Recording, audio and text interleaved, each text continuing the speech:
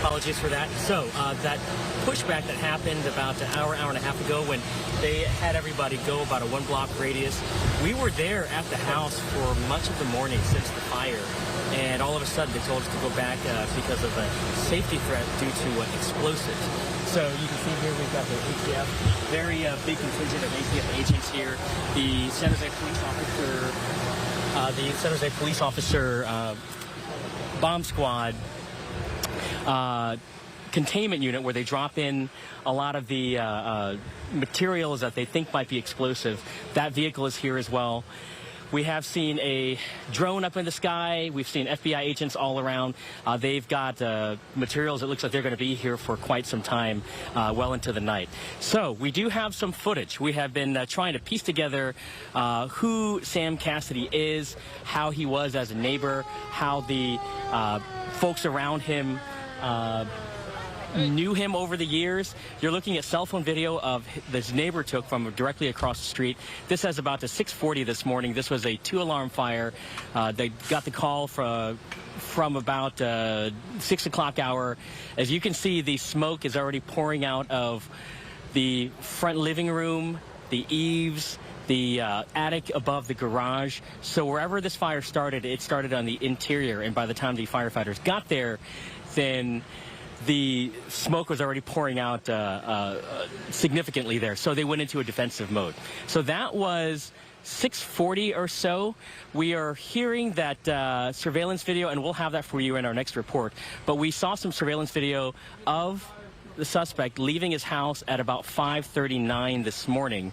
He was in reflective clothing. It looked like some type of uniform that had stripes, vertical stripes, and then an X on his back. He had a large duffel bag that he put into his truck, and then he drove away.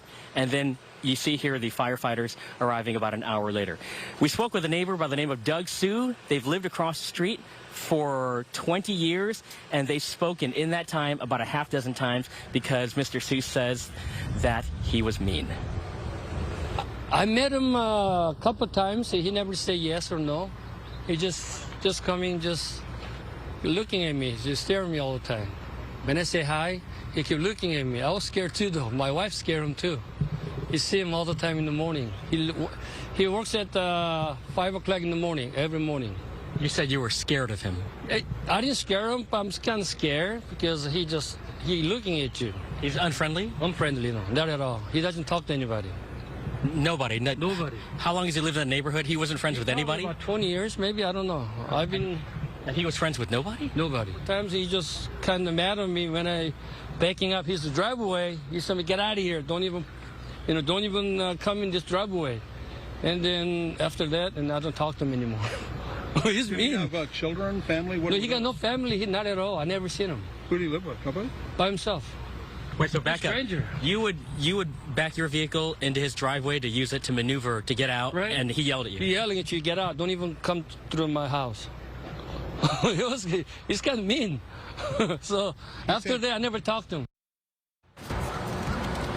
And so that was Mr. Doug Suh, the neighbor directly across the street from Sam Cassidy, describing what it was like to live next to this person. We spoke to other neighbors who said that to do this, to set fire to a home that could potentially spread to other homes, to have what investigative sources have told us was bomb-making materials inside that home. Investigators also found hundreds of rounds of ammunition inside that home as well. To endanger this entire community, they said was evil and selfish. Back to you. Kid, it's just astounding. The more the details come out, the neighbor describing him as mean and what you describe inside the home. But did the neighbor talk about him getting violent at all with anybody? A lot of people around here did not know him, and Doug Suh pretty much has been kind of key in all this. So he's a friendly guy, Mr. Suh. He's a local business owner. He owns a restaurant. Very friendly person. You can tell that he loves his neighbors.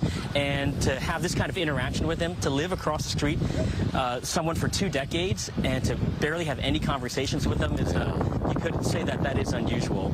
So, you know, we're getting a clearer picture of who he was. He went to work every day right around 5:30 or so. So this meshes with the time frame of the fire and of the shooting at his workplace. place.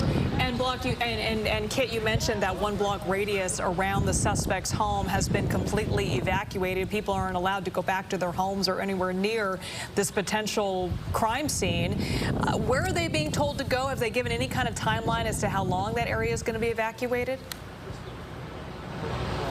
No, they're not giving a lot of information out here. You get the sense that federal agencies are controlling the scene, and usually that information comes from the top, so we have not had any kind of indication. A lot of the neighbors already had a chance early on to kind of go in there and get what they needed, medication, education materials, and so on. So a lot of them are pretty well set, and you get the sense that these folks are probably staying with friends or family nearby. No doubt a terrifying situation for them as well, not knowing who their neighbor was.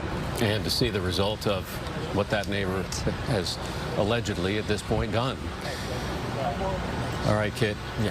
Thanks so much. We should also mention the FAA has imposed a temporary flight restricted area right over the house. So getting eyes onto the scene is difficult now. Yeah, but we won't we'll give it a set shot. that for 5. Okay, and no drones. All right, Kit, thanks so much.